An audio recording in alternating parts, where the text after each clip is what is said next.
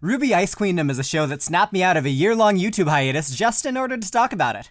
In that year, I could have said anything about any anime, or uploaded any mashup I damn well please, or compiled any ungodly amount of VTuber feat, but apparently this was the only thing important enough to talk about. Fuck it, I do this for me. Next time I'm the VTuber and you clip my feet. You start off with regular RWBY. Enjoy all the little moments in the early part of the show in a new style. Who the fuck is that? Who the fuck? Dream demons? Traveling into the mind? Canon non-binary people? Oh, this was made by Shaft and planned by RWBY. Yeah, that checks out. Episode 6 took me through such emotional whiplash I got motivated to talk about something other than my partner again.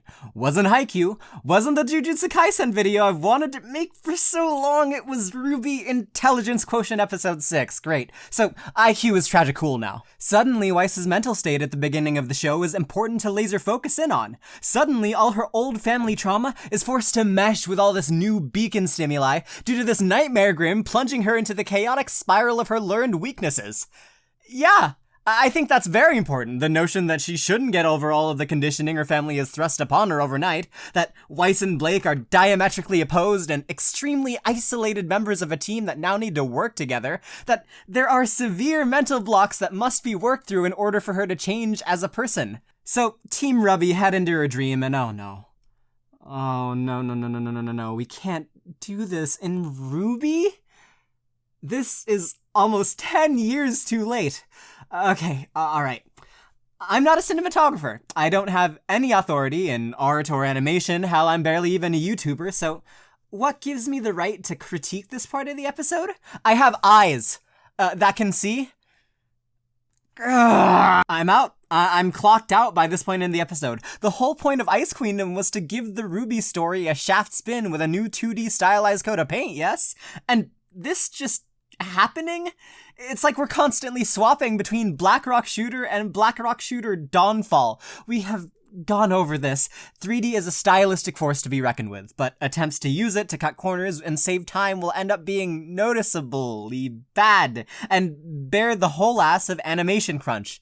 It doesn't have to be this way. We've seen 3D work in Beastars, we've seen it work in Hoseki no Kuni, and say it with me now, we've seen it work in RWBY! Oh, this was made by Shaft, yeah, that checks out. And fair warning, this janky, slow 3D interspersed among beautiful, static close-ups is the type of thing you can expect to persist throughout the rest of the show. If they cut this many corners here, there's gotta be some other time in production where they'll have to in future episodes. Is that fear-mongering? Whatever. I'm sliding down this slippery slope and Shaft certainly isn't suited to stop me. Almost solely because of the prospects it sets out for the future, this fight against Dream Weiss manages to be the most disappointing part of Ice Queendom. And then it gets good again. God damn it! As Team RWBY gets bogged down, even more confused by the dream than before, a time limit is imposed. This is your last chance. You can't slip back into cycle in Weiss's dream. As much as Team RWBY doesn't like making plans, they have to have one here.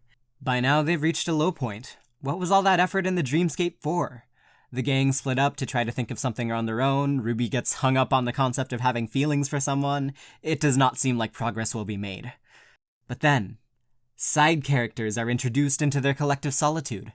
Everything opens up. Team Juniper guides RWBY towards understanding Weiss. Blake finds out that Weiss isn't just a racist, she's a racist tsundere, and Penny gets to fucking talk with Yang one-on-one. Holy shit!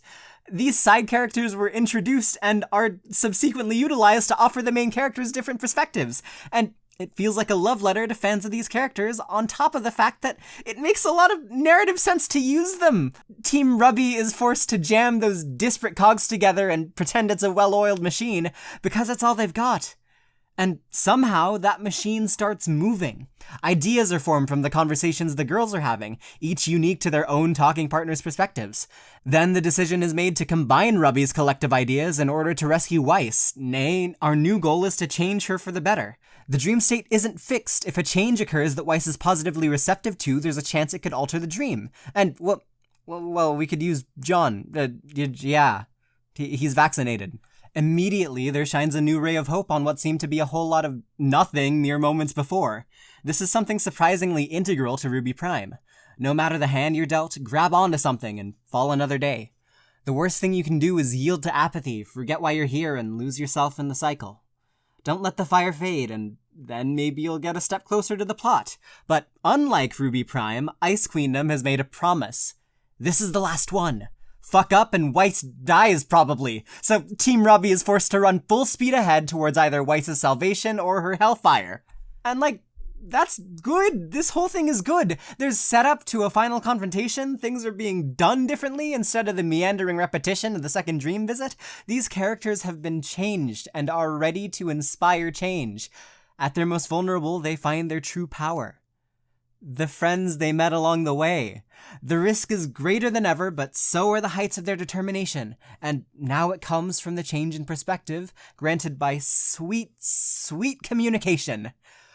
What the hell is with this shift? It's like RWBY exists on a spectrum where the show's animation is inversely proportional to its storytelling, and in the sweet spot you get Symphogear. It's all axes and poles and polarity, and it's Pyrrha's doing, she's doing the poles. Is it really too much for a RWBY property to consistently have both in tandem? Ice Queendom is a beautiful looking show when it tries, and I look forward to it each week, but I sincerely don't want the thought, how much janky CG are they going to use this episode, to bog that experience and anticipation down. Would the masses really have not been able to wait 2 more weeks, or a whole anime season for this to be announced later? Is that just how this goes? No, apathy, bad, look for change. There's so much to gush about in the world of Remnant, but it seems there's always something holding it back. In the end, I'd really just rather not have Ice Queendom be looked on as another RWBY that had to settle. That'd be a shame, you know?